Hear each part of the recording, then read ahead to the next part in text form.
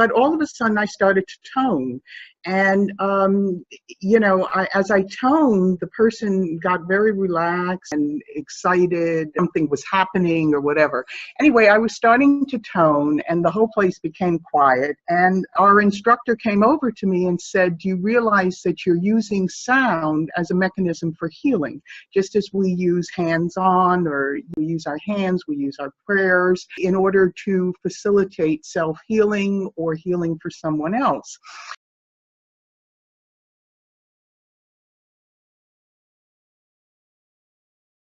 Sound healing is ancient. It goes back to every civilization that's ever been on the planet. It also is thought to be very healing by indigenous peoples, and many indigenous peoples really feel that our world and our universe were created by sound. And quite frankly, the Judeo-Christian religion also, and Islamic religion also believe that the world was created by sound, by the word.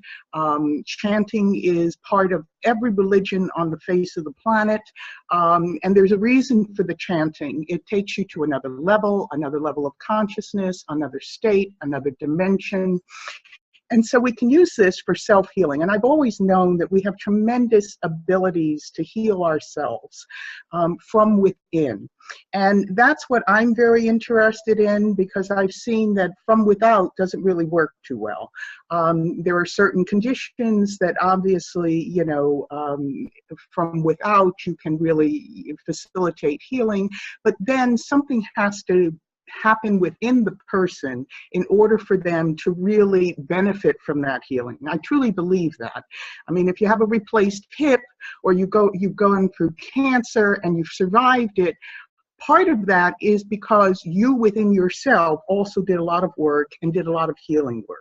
You at some level had to do your own healing, and from a very, very deep place within, because this body is a very superficial body. We all have an energetic self and a core that transcends this dimension, this body. And in order for us to heal the body, that core has to be operating as well. So this is what you hear from Chinese medicine, you know, the whole idea of qi or energy or prana from the Buddhist tradition, from the Hindu tradition. It is all about accessing that energy, our energetic self, our soul, whatever you want to call it, the universal field that we plug into, accessing that for our own healing. And there are many ways of doing that. Meditation is one, contemplation is another. Sound is probably the easiest and most natural form of healing for us to actually use.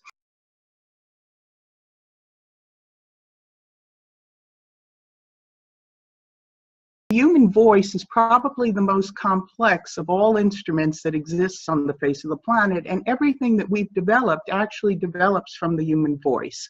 So you all have the power to use that.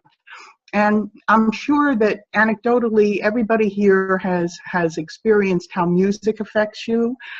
Different types of music you will love. Other types of music you will despise. You can't stand it. You have to get away from it. And just to, you know, the physics of sound travels easiest through liquid. And we're 80%.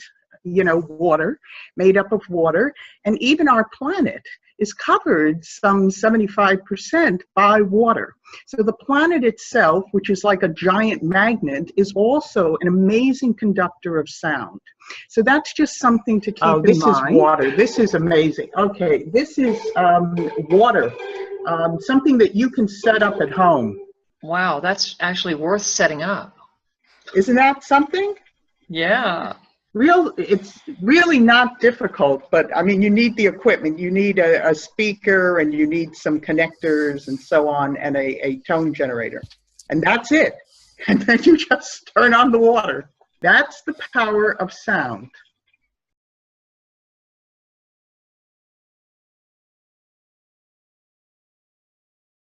So when you read in the Bible that Joshua, you know, the wall around Canaan, when he said, make a noise, make all the noise, he hit the actual frequency of the wall.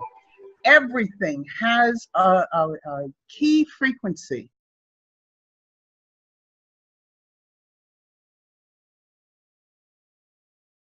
This is a Moog theramine, and it essentially is an antenna that is hooked into some sort of a speaker.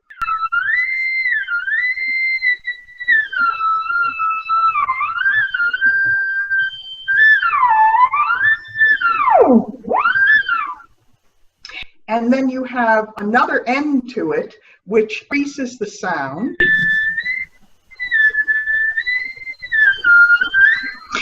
And people who have learned to play this musically have to completely unlearn what they learned through reading notes. They have to do it all by ear and their hand movements. Basically, what I'm trying to bring out with this is that it's the interaction of electromagnetic fields, and we have a field around us.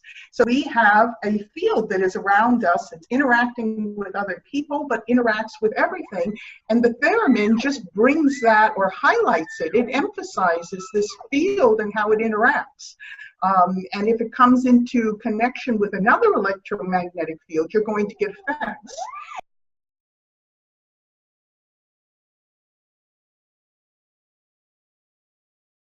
I personally found that, like, from the beginning, when I saw these particles moving on the screen, I've seen cymatics this before, but I never really saw the details of it.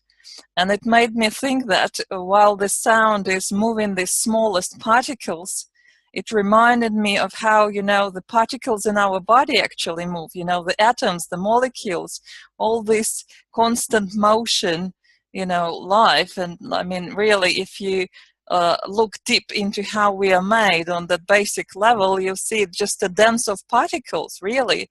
And that's what we are, and that's what cymatics kind of shows you very vividly.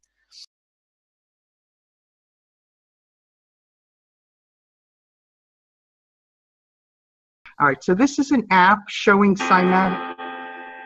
All right, so as I'm speaking, do you see how the cymatic pattern is changing? It's picking up my voice, but I thought you'd enjoy that with the app. So you can now actually view what your voice is doing and how these complex patterns come into being. And keep in mind, the more complex the cymatic pattern that you get, and you'll see a lot of these on websites now. They actually have cymatic photographs now on their websites, especially if they're into sound healing. So the more complex, the more harmonics you're getting, overtones. Well, there is nothing more complex than the human voice. Keep it in mind, and that we all possess. And that's our gift.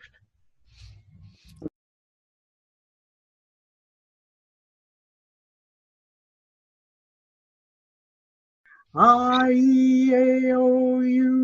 So let's try that on one breath and see what happens and how you feel. Do this, maybe we should do this as, you know, a little bit of tuning to each other and team building before each webinar. We'll see the I-E-A-O, and then everyone will resonate instantly with each other. It's very easy to do.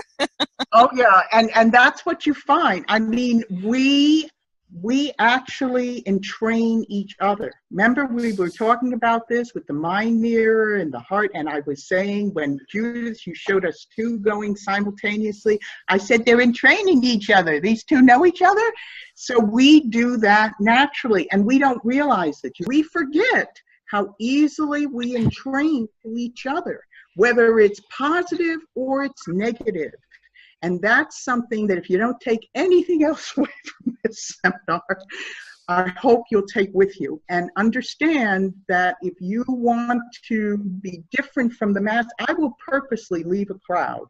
When I feel that energy is going in a certain direction, I walk out, because I know exactly what's going to happen. I'm going to be entrained by it if I stay. You've got to recognize that. And that's how we can, quote unquote, protect ourselves, so to speak, because we are easily entrained by each other's field. And the bigger the field of the one standing up in front of you, the more influence they're going to have on your field, and vice versa.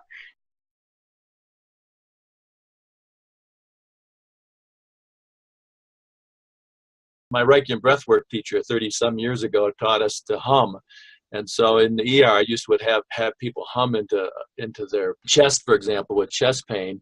And one of the things that I wanted to mention that came up when Deborah was talking earlier that I thought might be fun, Judith, is that one of the other things you can do is you can do silent humming into different parts of your body. And as you resonate in those different parts of the body, whether they're chakras or whatever, you can use that. I'd like to hook my mind mirror up and start paying attention to my different areas that I silently hum into. And I think one of the things that was funny, Deborah's talking about getting out of entrainment. You can silently hum back, or even if you're in a crowd that's noisy, you can hum into parts of your stuff and hold your own field.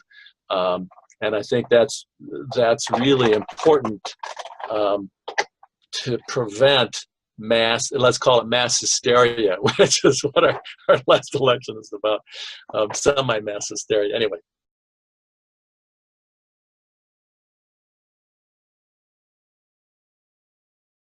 From all the webinars on music and on sound, I think sound and music, they are very largely associated with alpha sensualization, very powerful, one of the powerful channels that kind of opens up the bridge and opens up all other frequencies for you. So it's kind of, especially if you create the sound yourself, it goes back and it's kind of creates this loop, and you automatically start, tuning, retuning, readjusting.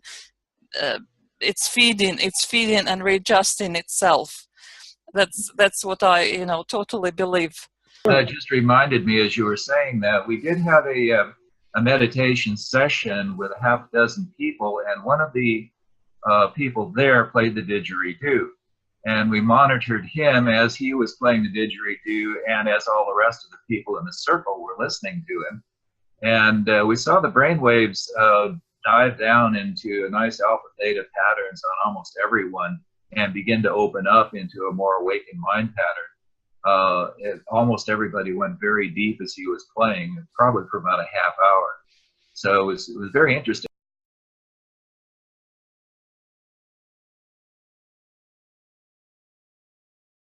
I think that we could actually, that there's enough interest and excitement about this that we could do another program on sound healing, or maybe even a working group just for a general conversation. I mean, because ultimately what we're talking about here is vibration, and you're talking brainwaves, you're talking vibration. This is the one subject that links together all other subjects. Mm-hmm. So I'd say, why don't we meet again as a working group and just share some of our ideas and insights about this and see where it takes us. Somewhere down the line, do it again. But this has just been marvelous, Deb.